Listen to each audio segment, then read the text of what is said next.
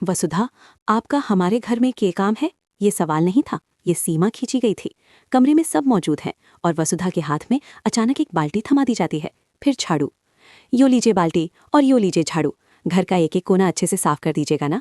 हवा भारी हो जाती है। ये मजाक नहीं है, ये इशारा है। इशारा कि इस घर में उसकी जगह क्या समझी जाती है। वो खड़ी है, सिर ऊंचा, लेकिन शब्द तीर की तरह आ रहे हैं। आप इसे अपनी बेटी माने ना भाभी साहब। बेटी, अगर बेटी होती तो क्या उसे सबके सामने झाड़ू पकड़ाया जाता? पर यो आपके बेटे ने अपने घर में झाड़ू पोछा सब करवाने के साथ में थी। मतलब सीधा आरोप। मतलब ये शादी बराबरी की नहीं मानी जा रही। मतलब उसे बहू नहीं, काम करने वाली साबित करने की कोशिश हो रही है। अगर आप समझ पा रहे हैं कि ये सिर्फ काम नहीं, पहचान छीनने की कोशिश है, तो आगे जो होगा वो और खतरनाक है। देव खड़ा है, चुप। उसकी चुप्पी इस दृश्य से भी ज्यादा भारी है। क्या वो विरोध करेगा या ये ह्यूमिलिएशन उसके सामने ही जारी रहेगा? क्योंकि जब अपमान सार्वजनिक हो तो बचाव भी सार्वजनिक होना चाहिए, लेकिन अभी तक कोई रोक नहीं रहा। इन्हीं का तो सारा काम है।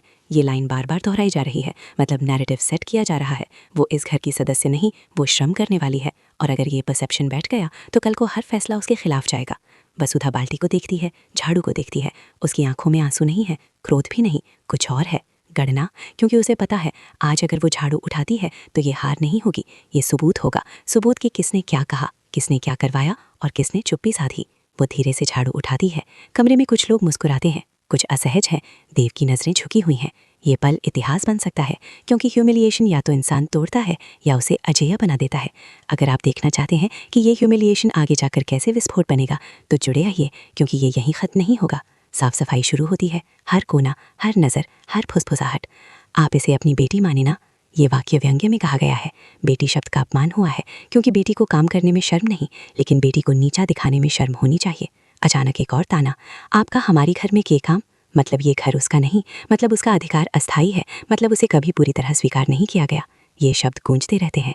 देव आखिर बोलता है, धीमे, बस कीजिए। लेकिन उसकी आवाज़ में दृढ़ता नहीं, और यही समस्या है। अगर वो पूरी ताकत से साथ खड़ा नहीं हुआ तो ये ह्यूमिलिएशन वैध हो जाएगा। अब असली मोड़। वसुधा सफाई करते करते रुकती है, झाड़ू सीधी खड़ी कर देती है, सबकी तरफ देखती है। आज मैं साफ कर दूंगी, घर भी और बातें भी।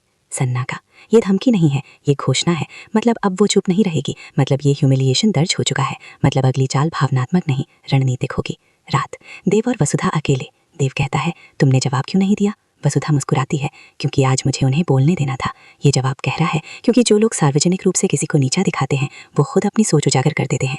आज सबने देख लिया किसकी नज़र में बहू क्या है, किसकी नज़र में बेटी क्या है। अब सवाल बड़ा है, क्या ये सिर्फ घरेलू झगड़ा है या सामाजिक वर्गभेद? क्या उसे इसलिए झाड़ू दी गई क्योंकि वो उनके स्तर की नहीं मानी गई? अगर ऐसा है तो ये टकराव व्यक्तिगत नहीं रहेगा, ये सिद्धांत का मुद्दा बनेगा। अंतिम दृश्य, सुबह। वसुधा उसी आंगन में खड़ी है। इस बार हाथ खाली हैं, लेकिन नजरें स्थिर। आज उसने झाड़ू उठाई थी, कल वो सवाल उठाएगी, और सवाल जब उठेंगे तो सिर्फ सफाई नहीं, सच भी सामने आएगा। अब तय होगा वो इस घर की बहू है या सिर्फ काम करने वाली। और अगला एपिसोड बताएगा क्या ह्यूमिलिएशन से चुप्पी चन लेगी या विद्रोह, क्योंकि आज जो हुआ है वो याद रखा जाएगा।